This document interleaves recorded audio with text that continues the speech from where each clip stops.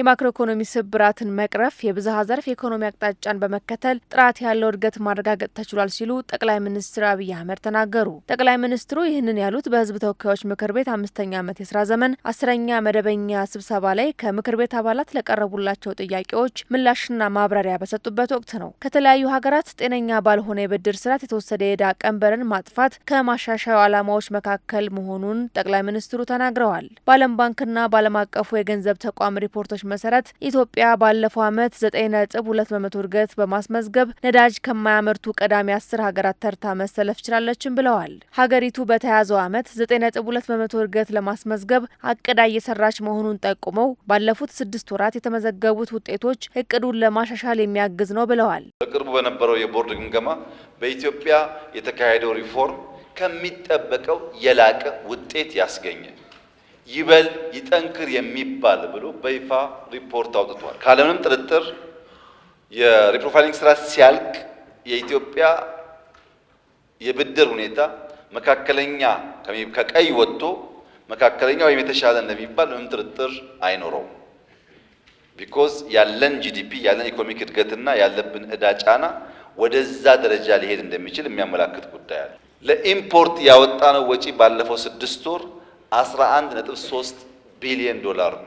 ባወጣነውና ባስገባነው መካከል ፖዚቲቭ ትሬንድ የታየው በቢሊየንስ የታየው ባለፈው 6 ወራት ነው። በ2018 በጀት ዓመት 1.2 ትሪሊዮን ብር ገቢን ለማግኘት የተያዘው እቅድ በ6 ወራት አፈጻጸም 709 ቢሊዮን ብር መድረስ መቻሉን ጠቅላይ ሚኒስትር አብይ አህመድ ገልጸዋል። የተገኘው ገቢም ከታቀደው በላይ መሆኑን የጠቆሙት የተመዘገበው የኢኮኖሚ እድገት ከማክሮ ኢኮኖሚና በተለያዩ ዘርፎች የተገኘ መሆኑን በመጠቆም በግብርና ዘርፍ በበጀት ዓመቱ 7.3% እድገት ለማረጋገጥ እቅድ መያዙንና 1.3 ቢሊዮን ኩንታል ለመሰብሰብ የተያዘውን እቅድ ባለፉት 6 ወራት 999 ሚሊዮን ኩንታል ምርት መሰብሰብ መቻሉን ተናግረዋል። ይህም የዓመቱን እቅድ 78% እንደሚሸፍን የገለጹት ትራክተር 2010 ኢትዮጵያ 4700 ገደማ ትራክተሮች ነበሯት። አሁን 27200 ትራክተሮች አሏት። ኮምባይነር 2010 338 ገደማ ነበራት። ዛሬ 8700 ኮምባይነር ኢትዮጵያ ውስጥ አለ። ይሄ ተቆጠረ ማለት ነው። ይሄ ምርትን በፍጥነት ለመሰብሰብና የሚባክነውን ለመታደግ ያግዛል። የማዳበሪያ ፋብሪካ በሀገር ውስጥ መስራት ብቻውን በቂ አይደለም ብለን ከአንዳንድ ፓርትነሮች ጋር በመተባበር በድፍን ኢትዮጵያ ሞባይል ላቦች እያዘጋጀን ነው። እያንዳንዱን መሬት ፈትሸን ለዚያ አፈር ለዚያ የምርት አይነት የሚያስፈልገውን ማዳበሪያ ዩሪያ ብቻ ሳይሆን ተቀላቅለው እንደየቀጠናው እንደየከባቢው ማቅረብ ያስፈልጋል በሚል ጥናት እየጀመረ ነው። በተያዘው በጀት ዓመት ባለፉት 6 ወራት ብቻ የኢትዮጵያ ኢንዱስትሪዎች የኤነርጂ አጠቃቀም 16% እድገት ማሳየቱን የገለጹት ጠቅላይ ሚኒስትሩ ይህም የኢትዮጵያ አምራች ኢንዱስትሪዎች እንቅስቃሴ ውጤታማ መሆኑን የሚያሳይ ነው ብለዋል። የኢትዮጵያ ታምርት ንቅናቄ ሳይጀመር ኢንዱስትሪዎች 47% ብቻ ያመርቱ እንደነበር በማስታወስ አሁን ላይ 66.3% ማምረት መቻላቸውን ተናግረዋል። ባለፉት 6 ወራትም በተኪ ምርቶች 3.4 ቢሊዮን ዶላር ወደ ሀገር የሚገባ ምርት መተካት መቻሉን የተናገሩት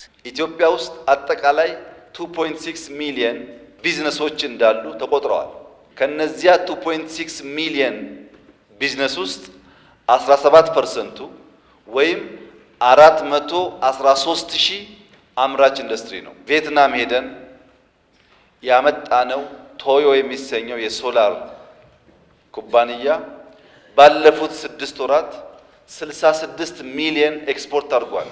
ከቶዮ ውጪ ወደ 5 የሚጠጉ ሶላር ሴል ላይ የሚሰሩ ፋብሪካዎች አንከር ኢንቨስተሮች አመተናል። በሚቀጥለው ዓመት ከሶላር ብቻ ቢያንስ 900 ሚሊዮን ዶላር ኤክስፖርት እናገኛለን። ጠቅላይ ሚኒስትር አብይ አህመድ የኑሮ ውድነት ችግርን በዘላቂነት ለመፍታት የዜጎችን ገቢ የሚያሳድጉ ተጨባጭ ስራዎች የተሰሩ መሆኑን የገለጹ ሲሆን የምርት ፍላጎትና የአቅርቦት መራራቅ የገቢ ማነስ ጫና መፍጠሩን ተናግረዋል። ችግሩን ለማቃለል የደሞዝ ጭማሪና የጡረታ ገቢን ለማሳደግ መሰራቱን በማስታወስ በቢሊዮን የሚቆጠር ገንዘብ ለነዳጅ፣ ለመድኃኒትና ለአፈር ማዳበሪያ ድጎማ ተደርጓል ብለዋል። እነዚህን ጨምሮ በርካታ ስራዎች በማከናወን በኢትዮጵያ ለመጀመሪያ ጊዜ የዋጋ ግሽፈት ወደ ነጠላ አሃዝ መውረዱን ተናግረዋል። እኔና እናንተ ዕዳ እየከፈል የዕዳ ቀንበር ያልተጫነው ሀገርና ትውልድ መፍጠር ነው እንጂ ከነበርንበት አረንቋ አንጻር ኦቨርናይት ገቢው ያደገ ችግር የማይታይበት ኑሮ ለዚህኛው ትውልድ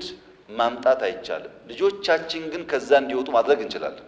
በድጎማ፣ በገቢ ጭማሮ፣ በግብይት ሰንሰለት ዘመንን ጨምሮ መብራት፣ ነዳጅ፣ ውሃ ባለው ዋጋ አጠቃላይ የተሰራው ስራ ተሰናስሎ ኢትዮጵያ ለመጀመሪያ ጊዜ ስንት ዓመት አልቻልንም ስላችሁ ከርሜ ዘንድሮ 9.7% ወይም ሲንግል ዲጂት ገብቷል ኢንፍሌሽን። የሞባይል ገንዘብ አገልግሎት ተጠቃሚዎች ቁጥር 58 ሚሊዮን መድረሱን በመጠቆም የሞባይል የገንዘብ ዝውውር ከፍተኛ ለውጥ እየተመዘገበበት መሆኑን ገልጸዋል። ባለፉት 6 ወራት የዲጂታል ክፍያ ከባለፈው ዓመት በተሻለ 60 በመቶ መጨመሩንም ገልጸዋል። በቱሪዝም ዘርፍም ከፍተኛ ለውጥ መምጣቱን በመጠቆም በበጀት ዓመቱ 6 ወራት የተከናወኑ ዓለም አቀፍ ጉባኤዎች ባለፈው ዓመት ከተደረገው ጋር ተቀራራቢ መሆኑን ተናግረዋል። በየዘርፉ የተገኙ ውጤቶች ከማክሮ ኢኮኖሚ እድገቱ ከተገኙ ውጤቶች ጋር ተደምሮ በበጀት ዓመቱም 10.2 በመቶ እድገት እንደሚመጣም ይጠበቃል።